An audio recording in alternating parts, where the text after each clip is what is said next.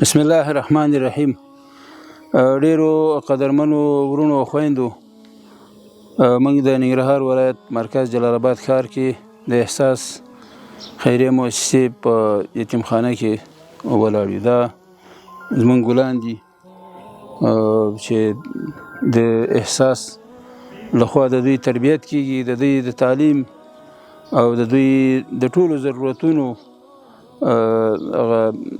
آمادګي احساس نیولې ده. دا تقریبا 4م کال ده چې دوی موږ سره دي او موږ د دوی پالنه کوو. انشاءالله دوی نه به قدرونه جوړو تر څو د افغانستان په آبادۍ او په رغونه کې دوی خپل مثبت او رغنده رول هغه سرته ورسوي او دا وطن جوړ کړي، د وطن په جوړېدو کې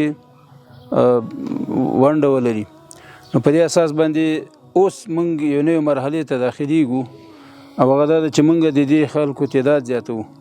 افغانستان کې د جنګونو له امله په لسګونو زره بلکې په سلګونو زره موږ بچیان هغه یتیمان شوي دي. نو موږ غواړو چې د هغو روزنه او پالنه وکړو. تاسو نه مارزو دا ده، هیله هم دا ده چې تاسې د دې او د نورو د دوی په څېر نورو یتیمانو ماشومانو په روزنه کې له موږ سره مرسته وکړي.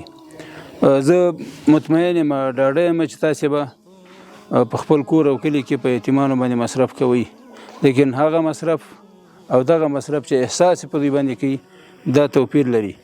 تاسې به د دوی د خوراک د لباس غم وکړئ، خو د دوی د تعلیم او د دوی د تربیت او روزنې لپاره وخت نشي ورکولی، ځکه تاسو په خپلو کارونو کې مصروفه یې.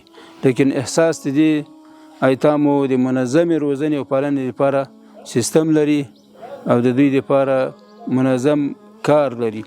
انشاءالله موږ او تاسې که لاس سره ورکړو د دې او د دې په څېر زرګونه بلکې لسګونه زرو ایتامو ښه روزنه کولی سو او د افغانستان د مستقبل لپاره ترې یو ښه مفید او ګټور نسل جوړولی سو.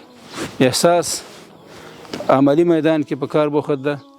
تاسو نه مالی معاونت او مالی مرسته او همکاري غواړي. احساس خیریه بنسټ ستاسې او د غریبانو، ستاسې او د یتیمانو ترمنځ د پله بڼه لري. السلام علیکم ورحمة الله وبرکاته.